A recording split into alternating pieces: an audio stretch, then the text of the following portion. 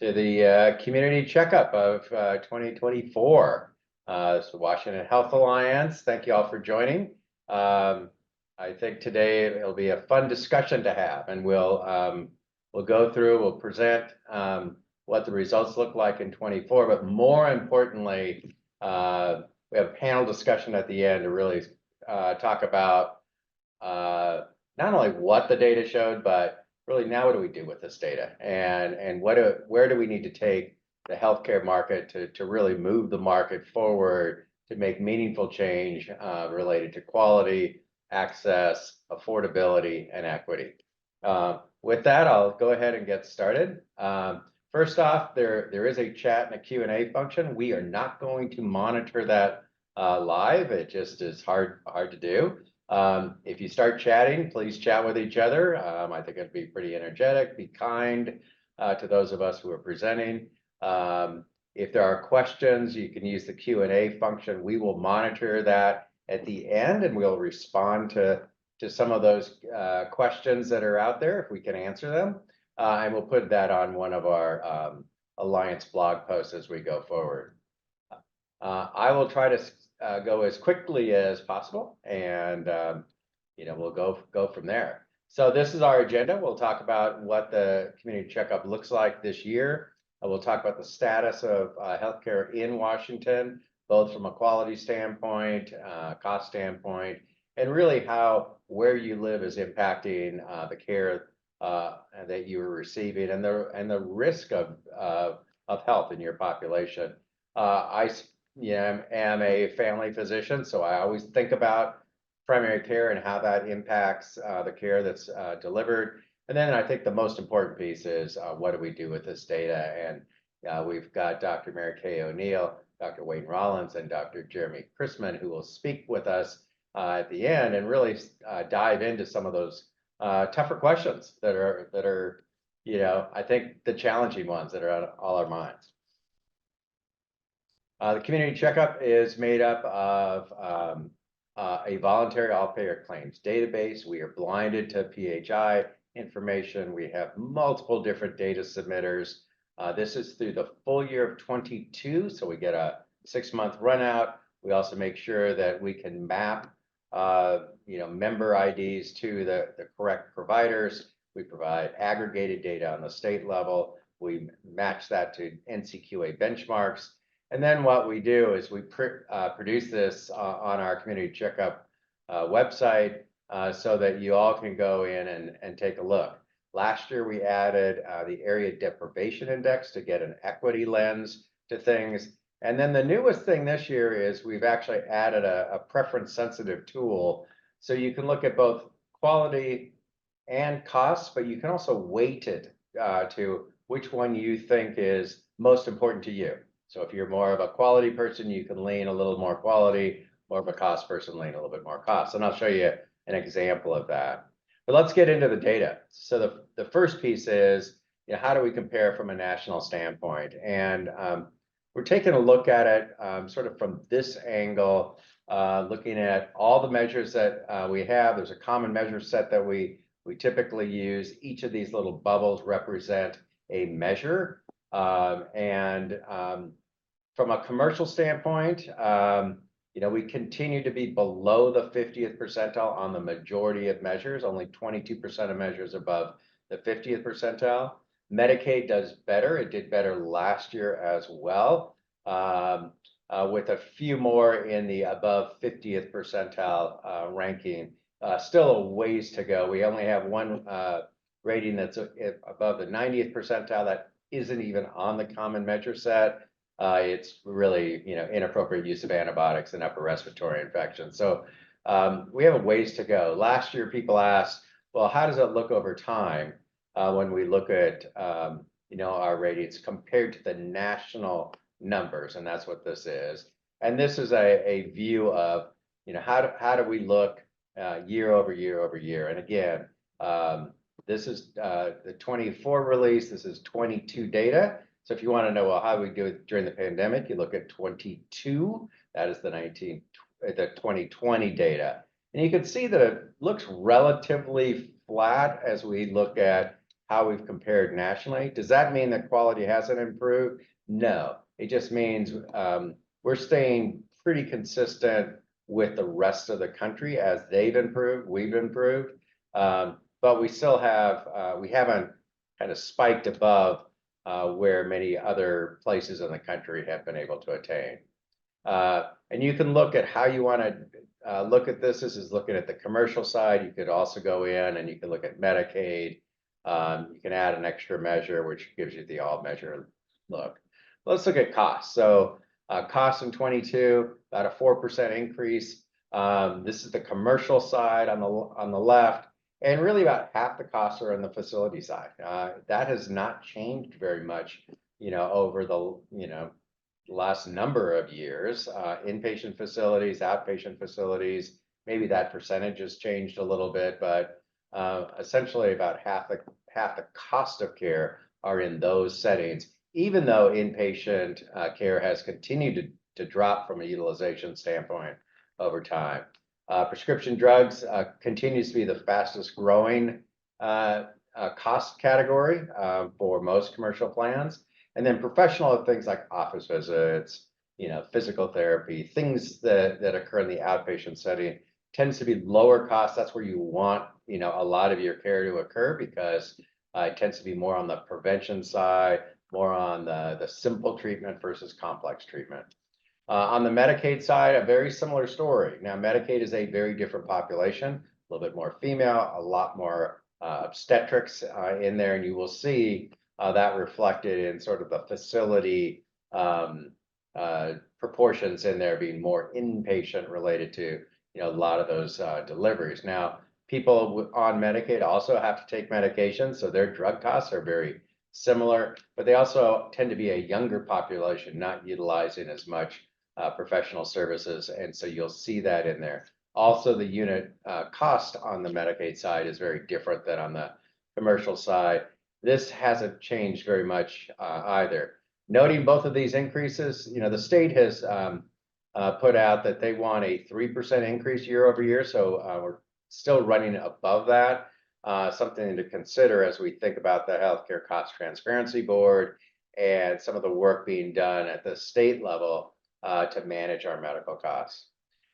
You can also go into our report and look at by county, and by what type of plan. This is a commercial plan. This is Medicaid. You can look at the accountable communities of health if you would like. These are all risk-adjusted numbers, and just to highlight a couple of them. So Douglas County, it's a higher risk area. Even when you adjust, their costs are higher out there. Skamania, on the opposite end of that, lower risk area, and even their costs risk adjust even lower. So that's pretty interesting. And then you'll see some mixed ones. Spokane, low cost area, high risk population. Whatcom, high cost area, low risk population. So diving into each of those and trying to understand where those costs are occurring. Are they skewed toward more facility based or professional based, I think are important, and you'll see where those differences might be. You can also go in and this is a pretty popular portion of the site where you could choose whether you want to look at the county, a medical group, or a clinic. It will default normally to the quality side of things, but we added this preference slider in here, and we call it a slider because you can slide it one way or the other. And in this example, I wanted to look at the county. I prefer quality over costs at a 60-40 rate. And when I do that, it then will array these counties by where they fall from a quality standpoint and a cost standpoint. And you'll see that Spokane jumps to the top, which is not surprising because their cost areas are really quite favorable. You can go down a little bit and see Snohomish and say, well, they've got really good quality, but their costs are a little different than the state level. And likewise, Jefferson also pops up in the top 6. Their quality is not as good as some of the other counties, but their costs are better. So it's going to depend on how you like to array, where you find the value on there, whether it's 100% cost, 100% quality, or somewhere in between. I think this will be an interesting area to understand value from a healthcare standpoint. And this is what we had last year. This is looking now at the Medicaid population, trying to solve for sort of the unit cost being more consistent. So utilization makes a difference in here. And on the x-axis, you're seeing quality, and the y-axis, you're seeing cost. So you want to be in the upper left area, highest quality, lowest cost. And you'll see a number of counties pop up in there into that category. The little green area that you cannot read, I am sure, is King County, the most populous county, and that falls into, a little better quality, a little better cost. And then there's places all across the map. So understanding what's going on within your county and within your practice area or neighborhood, I think are going to be very important. But there's some really good stories out there as well. And so we looked at this last year where we looked at some of the common screening areas. This is the state average. This is the HEDIS rankings. Again, some of those okay, some of those less good. Here's the 90th percentile. But we have a number of practices around the state that have exceeded that 90th percentile. And I think it's worth highlighting these on the page because they really do a fantastic job. Jeremy's organization with diabetic eye exams, it's a commercial population, almost double what you see in the state average. So they are doing something very different in their organization to make sure that the diabetics are getting a retinal eye exam as compared to the rest of the state. And I have a pretty good guess on what that might be. But that is a best practice that I think others should try to emulate and try to learn from. And we're happy to try to facilitate any of those types of activities. So this is on the commercial side. On the Medicaid side, you see fairly similar results. Now, you won't see HEDIS rankings for colon cancer because they don't have them. Again, a different population, a little tougher population. But even though I said that, I mean, they are still getting scores that are consistently very high. So even on colorectal cancer screening in this population, 70% of the time, it's appropriate. That's amazing. Here's that diabetic eye exam again. This time Kaiser in their Orchards office. Again, 99% of the folks are getting screened. I mean, I don't know how they missed somebody. So, that's pretty impressive work. Now, the other piece that I mentioned earlier as a family doc, I really care about primary care, and we've always said, doesn't everyone have a primary care doc? The answer is, well, many do. Many are now assigned by the plan, or they can assign themselves during open enrollment to a PCP. So that's great. We started to see that data in there. So we thought through, how do we identify it? Does someone functionally have a primary care doc? And when you look at the commercial enrollees, almost 74% seem to attribute to a PCP. And when I say attribute, means they either assign themselves to a PCP or they had 2 visits in the last couple of years. So, a quarter or more, had claims, but really no primary care relationship, or had no claims and no primary care relationship. Of those people that quote attributed, about 64,000 had no visits in 2 years. And in my mind, that is functionally not having a primary care doc. So it's about, 30% or so, not too different from the results we had last year. When we look at the cost of those who had a claim but no PCP, they just cost more. And that shouldn't be too surprising to most folks. Medicaid's a little bit different story because a lot of people were put on the plans post-pandemic, so higher enrollment rates, and they get assigned to a PCP a lot more frequently. So very similar numbers, about 70% attributed to a PCP, about 30% did not. However, of the people that are quote attributed, we had a lot of people who had no claims, and that could be for a variety of reasons. It could be that they went off the plan, and you see that a lot more in Medicaid where people move on and off the plan. So that may have been that number. I would probably focus on that 31% that don't appear to have any PCP relationship at all, very similar to commercial. And that population costs more, even on the Medicaid side. So I think having a PCP, this is just further narrative to a PCP relationship is important. Now, from a quality standpoint, we're going to see the same types of things. So here are those screening tests again. There's the best in state numbers that we saw. This is the commercially insured.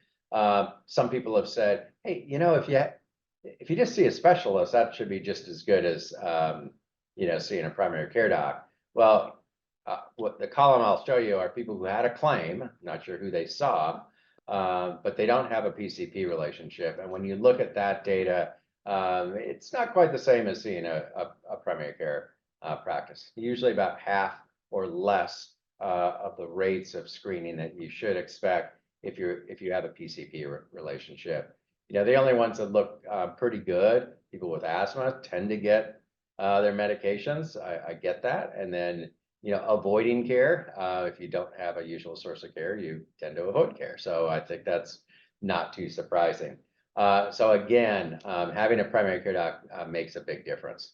Last year, we presented the Neighborhood Atlas. The Neighborhood Atlas is really looking at some of those 17 HRSA definitions of income, education, employment, housing quality, and arraying that over a state-wide level. And the way you can look at that is you can look at how do we look compared to the rest of the country. That's the view on the left. These are all the deciles. Blue is better than orange. But we look at it as our state compared to our state. So now we are rating the deciles and the disparities that we see across our state. You'll see a lot of blue in Western Washington.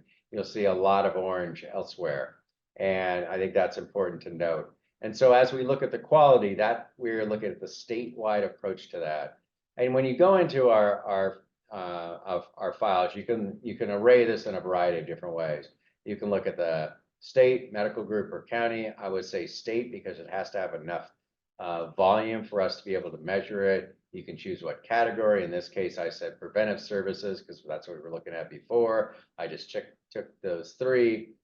Commercial is blue, Medicaid is orange. You can also add these little triangles. These triangles mean that it's statistically significantly different than the state average. And you can start to see some things that show up in here. On the left side of the graph is the most advantaged areas. On the right side, the more disadvantaged areas. This is based on that area deprivation index. And you'll see, a range, breast cancer screening, more advantaged areas, 77% down to 62%. And you can see that range just continue to drop as you look at where someone lives. Now, on the Medicaid side, there's a little bit flatter curve. And in fact, if you look at cervical cancer screening, there's almost no variation at all. So everyone's getting fairly consistent care. Could it be better? Absolutely. A tough population to access. But where you live does not seem to impact at least this measure as much as it does on the commercial side. Now, there's some areas where things look better on the Medicaid side than the commercial, and those would be things like postpartum care and prenatal care. Again, a lot of the state is covered by Medicaid, but those areas tend to do better on the Medicaid side than the commercial side. And there may be a variety of reasons for that in terms of outreach and things like that. There also doesn't seem to be as much variation from where you live. So very important to note that there are differences depending on the type of insurance and the impact of that insurance, how that insurance can impact your barrier to care. What happens when you don't have a PCP? Everything looks worse, and you can see all these little red triangles because you're well below the state average on the commercial side, on the Medicaid side. If you don't have a usual source of care, you don't get the care that you should receive. And so that shouldn't be very surprising to folks. And then the last area that we looked at was cost, and we looked at cost and risk. If we risk adjust, and that's what you see on the left up here, the more advantaged areas cost more, and the more disadvantaged areas cost less. And you might say, well, that's fantastic. When you don't risk adjust, it flips. And really what this means is that as you risk adjust, it means that in the more disadvantaged areas, your population risk goes up, and that adjusts the cost. Concerning, however, is the care avoidance piece. So over this little gray line that you can't see very well, in the more advantaged areas, most people get care all the time. So 96% of people have or 94% of people have a claim. Tends to be in the outpatient setting, in a physician office. As you move across to the more disadvantaged areas, almost 1 in 5 have avoided care during the year. When they do access care, it tends to be more facility-based than professional-based. So the types of care they're getting are more intense care, and thus those real costs tend to go up, even though almost 1 in 5 have no care at all. So then the question is, well, so what? Well, what we see is that quality has been stagnant in Washington compared to the national numbers. We've shown over the last couple of years that not having a PCP is very significant, how it impacts the quality and the cost of care you receive. When we look at healthcare equity and the inequities in care, where you live matters. Quality tends to go down, your risk tends to go up, your cost, your real cost to both yourself and to the employer or those who are actually purchasing the care goes up. Last month we reported on waste in the system based on where you live, and that is highly variable as well. Waste just takes resources out of the community for more appropriate care. And then people are avoiding care in higher areas, especially in those populations with the highest risk.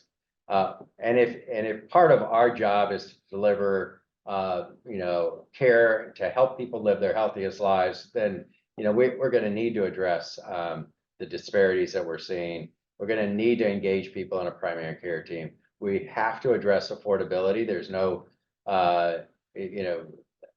51% of the population can't even afford their deductibles, so they are starting to avoid care or avoid medications or splitting medications, which really, most of us clinicians understand is not a good thing. And there are real areas where people in the more disadvantaged areas have barriers, and we have to address those barriers in those communities, because what's correct in South Seattle is not correct in Spokane, and we're going to have to deal with that. And by eliminating waste, that can open up access to others. And so what are the big issues that we have to address? I mean, there's just a couple of them, and we can address all of them, but I'm not sure where to start. And so I don't know if it's payment, if it's behavioral health, is it, dealing with misinformation. I think it's probably all of these. And with that, I'm going to get to stop talking and let this esteemed panel come on. And I get to interview them and find out what makes them tick a little bit and where they think we ought to take things. What are the most important things for them, and where they think the market needs to move so that we can continue to make headway. And so with that, I welcome Jeremy Chrisman, Mary Kay O'Neill, and Wayne Rollins. I've never been on a panel with that many acronyms after someone's name. I feel a little deficient not having an MBA, but I think I'll be okay. And so I will move us to the first slide, which is, what are your top 3 priorities to address and why? And I will let whoever wants to volunteer first to start talking. Well, I think I'll jump in first, Drew. Number one for me, the data certainly supports it, is primary care, and primary care today. We need to address it. We need to improve the how friendly our communities are to primary care clinicians. And I'm going to use the word clinician versus provider versus physician, because we need all hands on deck to address the issues. And the issues are that we have year over year decreasing access to primary care, when we know that improved access, increases the quality of care while decreasing the total cost. So primary care today, we need to fix it. Number two, we need to unlink healthcare from employment. When somebody moves between jobs, we can't allow them to lose their coverage. And frankly, the mechanisms that are in place right now are unaffordable for probably 90% of our population. And last but not least is we have to systematically stop spending as much in healthcare and spend more in human services so that we can bend the curve towards improved outcomes and a community and a population that understands and believes that if they invest in their own health, that it will pay off for them in the long run. Thanks, Jeremy. I heard primary care, community embracement of that, all clinicians, not just one type. Access improves quality. I heard unlinking healthcare coverage with employment, so that people can move in and out and not have to worry about having access to care, and then moving away from an illness-based model to a community health model, if I can use those terms. Thank you. Who's next? Let me go ahead, Drew. I want to emphasize some of the things Jeremy said as well around primary care. Certainly primary care is critically important because all the things that Jeremy said. One of the really interesting things is primary care is the only area in medicine where providing more services increases or improves population health outcomes. So it's really important to understand how primary care influences and improves health outcomes in populations. The team approach is critical when you get out of health care, doctors, nurses, hospitals, and actually begin to talk about health. You begin to broaden who you think of as a caregiver to really improve the health of a population.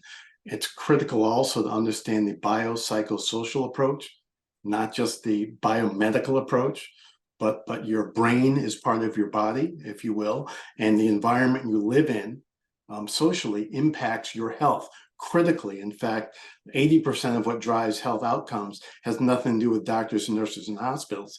It's all around behavioral issues and social issues. The other thing I think it's critically important is to understand the impact of lifestyle, all the things your grandmother told you to do, eat right, exercise, all those things, in improving health and well-being, not just shoving a pill in your mouth. Also, especially when you have as much variation as you've talked about, understanding, understanding the cause of variation, then addressing it becomes important as well. The range of healthcare outcomes in the United States is quite concerning. We're sort of turning into a country of haves and have-nots. A lot of it dependent on if you actually work. If you're poor, if you're old, and if you have a job, you're healthy and you'll actually have great health outcomes. If you don't have those things, you're basically going to die young, which is a really terrible thing to say in this country. I think the other thing that, because I spend a lot of time with health equity, is understanding the cultural alignment of healthcare providers and the people they serve. It becomes very important if you really want to improve health outcomes in the population. So many of the things that Jeremy says, I agree with, and a few other nuances I'm bringing to the table as well. Yeah, well, thanks. I'm going to pile on and agree with both my colleagues here. But one of the things I have been particularly interested in as of late is thinking a lot about engagement of people. So I've spent a lot of time, and I'm sure everybody on this call has spent a lot of time looking at data, looking at disparities, looking at opportunities, and doing some planning around this without maybe taking the time or having the discipline to look at what are people's lives like, and are the things that are being offered actually useful to people. in terms of access, and, even with lifestyle recommendations in terms of the ability of people to participate, even if they want to. A number of people have lifestyles where they have very little discretionary time in their day, or things like that. We also have made things so complicated that I think people become fearful of approaching the healthcare system because they don't know what the impact is going to be on them financially. They think they know that something is covered, it's not covered, and then they can't go back because it's too risky for them financially. So I think a lot of the best next steps is standing in the feet of the people that we're all trying to help, and making sure that it's by their definition helpful and useful and accessible, not by ours. And so I guess I'll circle back in my world where I'm consulting often with employers. And I agree with Jeremy that people shouldn't be on-off benefits just because of movement in their career path. Most people change jobs. The idea that we don't change jobs is very outdated. But I think health and work as a social determinant of health is also something to take into account, because people spend a considerable amount of time at work. And that is an opportunity to think about what can be made available to people there. A lot of our clients are looking at on-site resources because of access problems with primary care out in the community, the difficulty of people finding help, finding time to get the help, and those kinds of things. And then I guess my other thing is way the other end of the spectrum, if you will, and that is the cost of care and the cost of medications, which is a big problem for all of us right now. And those are really pricing problems. Pharma's bringing medications that are amazing to the market and then pricing them so that not everybody has access to them. And that's more on the healthcare policy side. I don't think I have any levers around that one, but I think people need to understand the impact of pricing too on access to care right now. Wow, so we have a whole list of things that we have to do here. So we've got, we talked about primary care, we've talked about, access from an insurance or an insured standpoint. I'm providing that sort of financial backing, moving toward more community-based. Wayne, you talked about the importance of sort of the biopsychosocial, causes of variation and how the community can impact that. I think that cultural alignment you mentioned in terms of who the provider is really important as well. And Mary Kay, I think you brought us home in terms of, thinking about how do we really engage people in their healthcare versus them being completely passive, because that doesn't tend to work very well. It works for some, but doesn't work for most. The importance of help for those who are working, because there's sort of a captive audience, and you can, get those 75% of the population right there.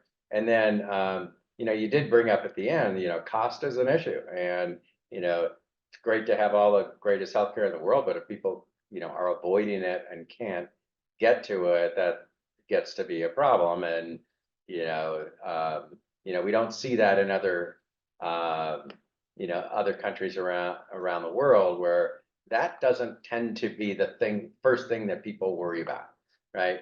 Should I go get care or not? It's, we're thinking, can I afford to go get care? Not that I should get care. And that, is an interesting barrier that I think only 2 countries in the world have, where not 100% of your population is covered. So that's interesting. I'm going to move us to another question though. Of all these things we just talked about, what would be the most, important thing that we should take action on today? And if you think about that, think about it in a way of, if we, something that we can be successful at, but also my opinion is, and maybe I'm the only one who thinks this, that everyone sort of has a role in this, to make things happen, if you will. I don't think it's a role of just a provider community, you can solve the whole problem, or a health plan can solve the problem, or even an employer can solve the problem. Or certainly, it's nice to think policymakers could do that, but they tend to be, that tends to be pretty far, back in the ability to really move a market. So, but I think it's also important that you have policies that align. So if you think about, the roles that people need to take, and you think about, okay, if I could only do one thing, and you guys all now have the magic wand to be able to choose the one thing that we do, what's the top priority and what has to happen to make it successful? And I'll see who wants to start first. Well, let me just start. I want to emphasize something you said, Drew. I'll say, I don't want to say health care. I'll say health and well-being is an ecosystem, meaning it is a system that's interdependent on all the players doing what they need to do at a high level to make an outcome that is favorable to all. A example of an ecosystem now, we're in Washington, has to do with airplane doors flying off of aircraft. A person needed to check that there were some bolts in that panel to make sure the airplane was safe to fly. And unfortunately, because that one person in the ecosystem didn't do that, the stock price of a iconic employer in this state dropped like 20% overnight. One of the biggest employers, airline, lost confidence in people flying. They wouldn't fly with that airline. It's been a significant hit, not just to the state of Washington and several employers, but to the nation's feeling of safety and security in transportation. So the ecosystem is critically important if we want to improve health, and everyone needs to understand what part they play in that to improve that. I'm just going to focus on purchasers right now. I'm doing a lot of work with them, and I think that purchasers, I like to say, they have potential energy.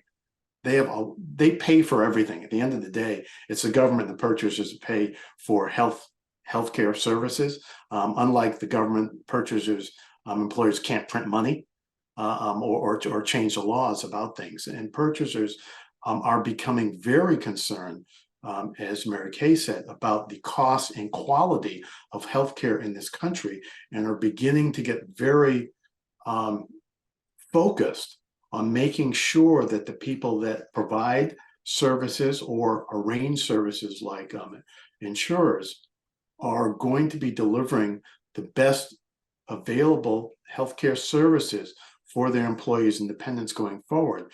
And many employers are becoming very, very concerned and pushing a lot of the levers that they have to make that happen. And I think for employers, it's because they can influence payers and providers. They are taking a very focused view on incentives, disincentives, how to change the healthcare system from their perspective. And I think that it's going to be, as they say, heck to pay if people don't get in line with what goes on. So that's sort of my thoughts about things, just speaking at one of the specific players in the infrastructure ecosystem, rather.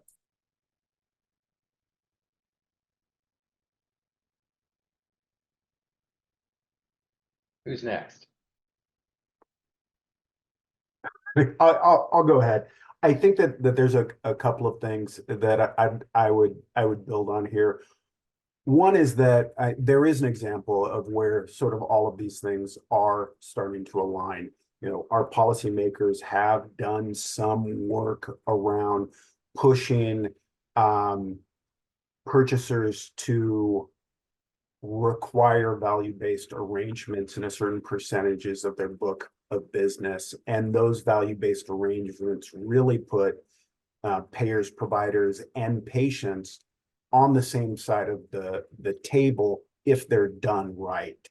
And so we've got some momentum moving in that direction, but it's not enough.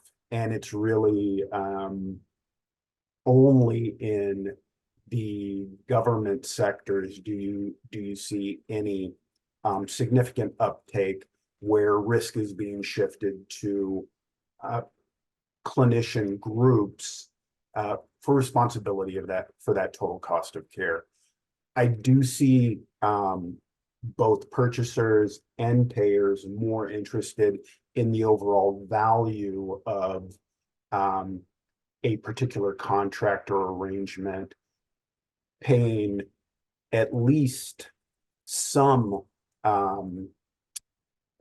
attention to the outcome and quality line of the value equation and not just the cost line, although all of those are important. And then, you know, as a provider, as a clinician group, one of the things that I am passionate about is driving more clinicians into primary care and rescuing those clinicians who, you know, made a decision to move into a subspecialty or a hospital-based practice, and rescuing them back into primary care by providing you know, rewarding opportunities to care for people in a primary care relationship.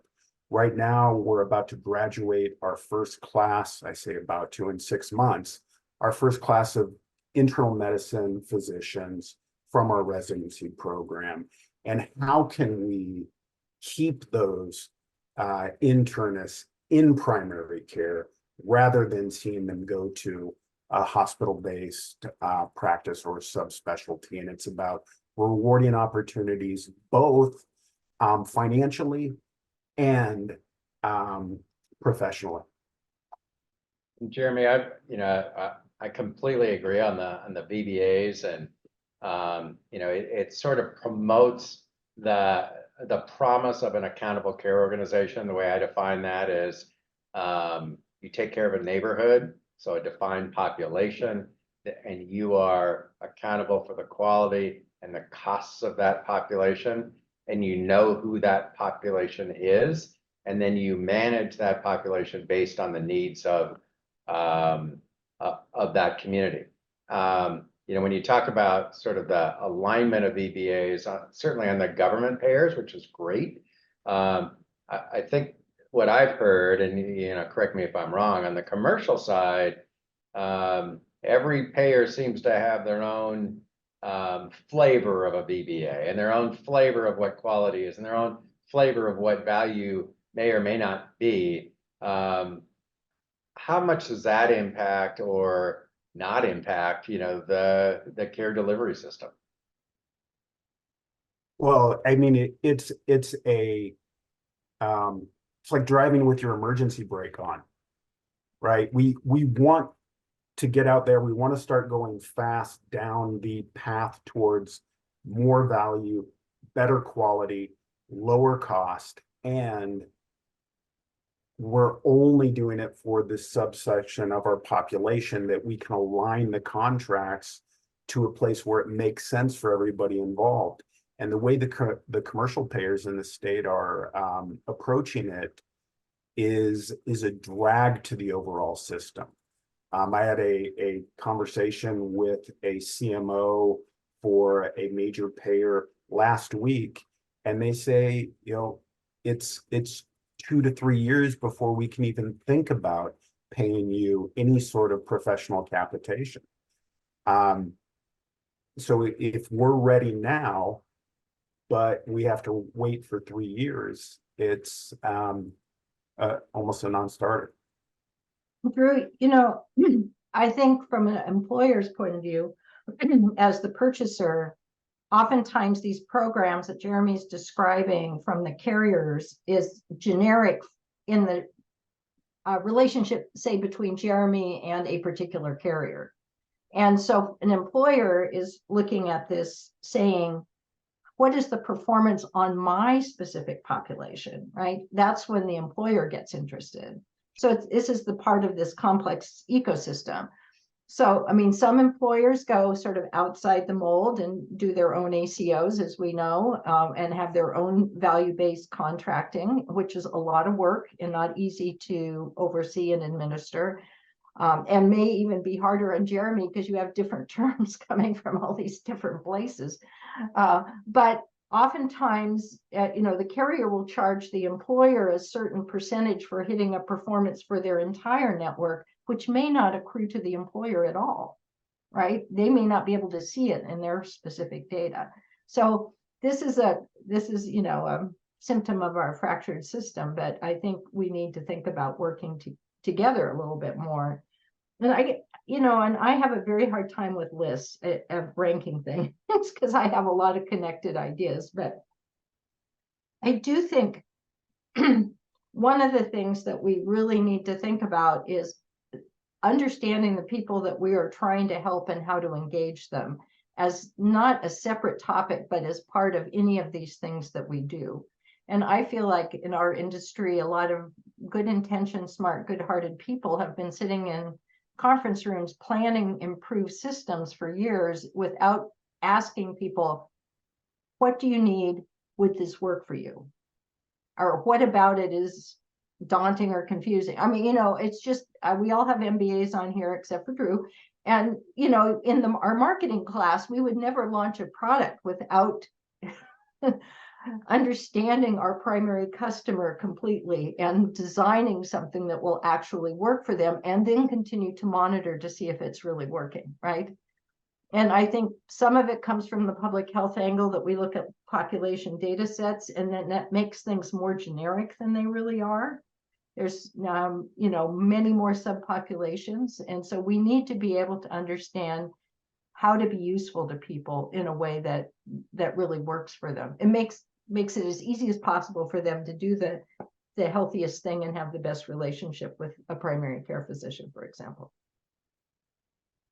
I've got health and well-being, thinking about health versus healthcare, managing the ecosystem, need to align the payment methodology to help those providers in a community be able to deliver the right care. I'm a big proponent to prospective payments as well, Jeremy. I think it helps soften any ups and downs, i.e. what we saw in the pandemic, where fee-for-service revenue goes away. Now what are you going to do?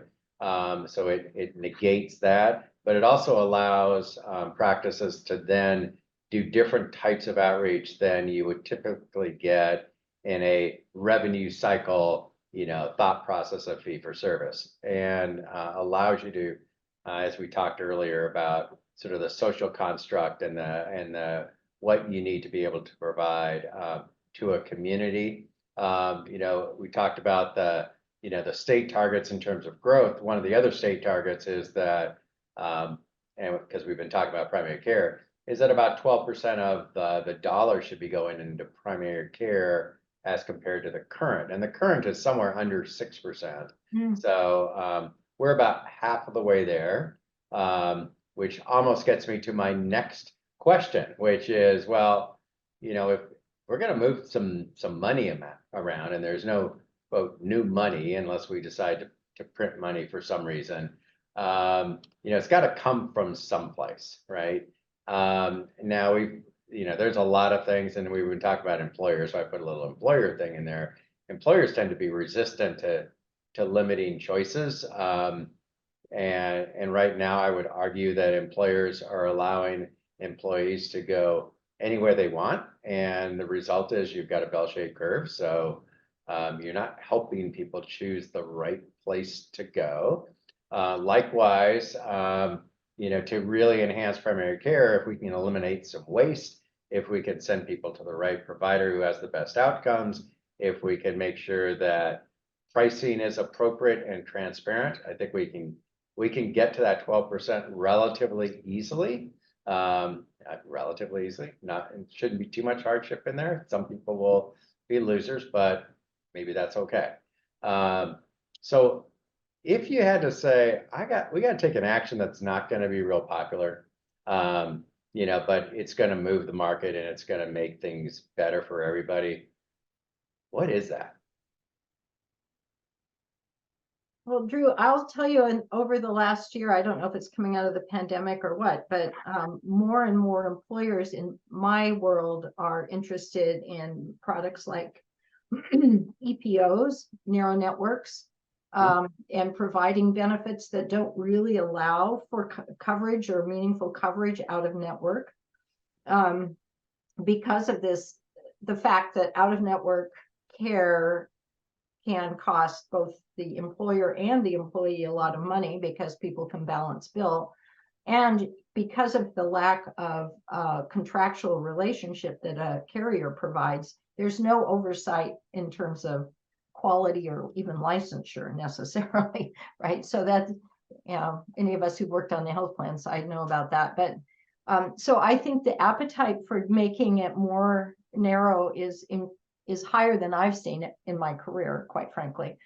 I think, though, the flip side of that is that whoever they're working with that's providing their network is being looked to make it easily accessible, understandable, engaging, right? Because if you're going to take something away from people, like, my cousin's brother-in-law said this was the doctor to go to, if you're going to take that away from somebody, you need to have something that works for them, that they experience respect, that it's not confusing, and those kinds of things. So, but I think there's a shift right now. Yeah, I worked for in a prior life, with one of the large employers in Washington, and they went to an EPO plan. They decided, I'm paying for healthcare. I'm going to pay for healthcare at places that I know are credentialed, that are part of the network, and they saved about 5.5%. And also, you can go back if they screwed up. You can go back to them because you have a relationship, right? Right, and they and it was really interesting. They did that on the medical plan. They didn't do it on the dental plan, but the employees thought it was done on the dental plan, so they all went in network as well. It was sort of an interesting sideline, but that worked really well for them, and they didn't really get a lot of noise from that, because their approach was, we're going to take care of you, and we're going to take care of you in this way. And they added a few other things in there to help that navigation piece, which you just mentioned, Mary Kay. If I'm going to take something away, how am I going to help people, get to the right place? You always get, the CEO, likes going to so-and-so who's now out of network, and they're going to complain about it. Well, you know what? It might be okay. That person can come in network, or, can demonstrate better quality. But I think that would be a pretty easy thing for people to do as a start, a little tiny start, to getting at least a network that is credentialed. I would argue that the health plan side, they like to have that big, broad network. They don't like to have it limited. It makes it tough from a contracting standpoint. And so they tend to say, well, we got a big old network, and thank you very much. When they start limiting it, then they get pushback on the provider side. Others, what other unpopular action should we take? I agree with Mary Kay. I think that employers are getting annoyed about the increasing healthcare costs without increasing healthcare value and outcomes in their employees and dependents. And I think the pandemic has been a wake-up call for many employers to do something else, because the current options just aren't working for them. On-site clinics, near-site clinics, narrow networks, tiered networks, benefit changes with incentives and disincentives for employees and dependents to do things. And I think that employers are getting much more directive about trying to improve the value of the services that are delivered to their employees and dependents in a way that's pushing back on health plans, probably making them very nervous, because now this customer is asking me to do something that I prefer just not to. I want to have every doctor in the network because then I don't have to think about anything. But as doctors, we know that there are, Albert Schweitzers and Hacksaw Harrys. And if you have those people in the network, you don't have any differentiation between good quality healthcare providers and poor quality healthcare providers. And it just breeds mediocrity. And I think that employers are becoming increasingly annoyed with the status quo, which is great, because I think they're going to push the other entities in the healthcare ecosystem towards a better place. And one of the things you note about winners and losers is we think of a fixed pie model. And you brought this out, Drew. I think it's a third of the cost or wasted. So there's actually a lot of resources available that we're just flushing down the toilet, that if we focus them on improving healthcare outcomes and quality, we could actually probably resource things in a way that would be better for everybody in this ecosystem. Oh, I think that lastly, I trained in a state other than Washington, and one of the things that has been different in Southwest Washington, at least, is the perception that diagnoses that fit within a certain specialty should be handled by that specialty rather than by primary care with, occasional consultation. And that sort of culture from the patients to the employers through the hospital systems seems to permeate. And a big question that I don't have the answer to yet is, how do we change that perception that great primary care can handle 95% of what's going on, and we still have specialists in our network to care for you when you need them, but that's rarely. Yeah, I have to agree. I know we're getting close to time. My last slide was really about, what do we have to do next? And this could be almost like a quick speed thing. What do you want us to do maybe as the Alliance in the near term and maybe longer term? And I'll just open that up real quick.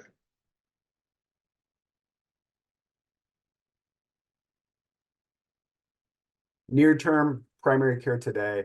Longer term, culture of care at the primary care clinician level with sparse consultation. Near term, focus on promotion, education, navigation of healthcare services to improve health and well-being of populations, understanding the variation that happens geographically, also based on roles, et cetera. And I think understanding the variation and doing something about the long term is really going to be around reimbursement at a federal level. Mary Kay. Yeah, I'm going to say the same thing again. As we do all of these things, primary care first, those lifestyle things, to really not use our own ideas about what those are, but really look at the people that we're trying to serve and make sure that those work for them in anything that we do. I do think we have on a federal level a pricing policy issue. And then I do think the other thing that Jeremy brought up earlier in our conversation about continuity of coverage and care, so people don't have to learn a new system, find a new doc if they change jobs or change coverage, is also important if we're really talking about population health. You shouldn't have them have to figure out whole new systems all the time. Absolutely. Well, I want to thank our panel for joining us. Thank all the folks who were on the phone. I heard a couple things. I heard we need to manage primary care today and continue to promote that. that should help us deal with equity issues in the communities and have a focus on that. We can find other money by helping people navigate to the best, highest quality care. There is waste in the system, whether that be, the variety of places, whether it be pharmacy, hospital care, et cetera, where care is being delivered. All those things are important that could help pay for a system that really serves everybody. So we'll take it back, from our standpoint, that's where we're gonna, do a lot of our focus and try to bring people together to do exactly that. I want to thank Wayne, Mary Kay, Jeremy for joining us, and all the 100+ folks that joined on the call. And if you aren't a member of the Alliance and you would like to be one, certainly give us a call. We can use the help. This is not about a staff doing things, it's about the community doing work together to really improve the health of Washingtonians. I want to thank you all. Have a great rest of your week. Appreciate it. Thank you. Thanks.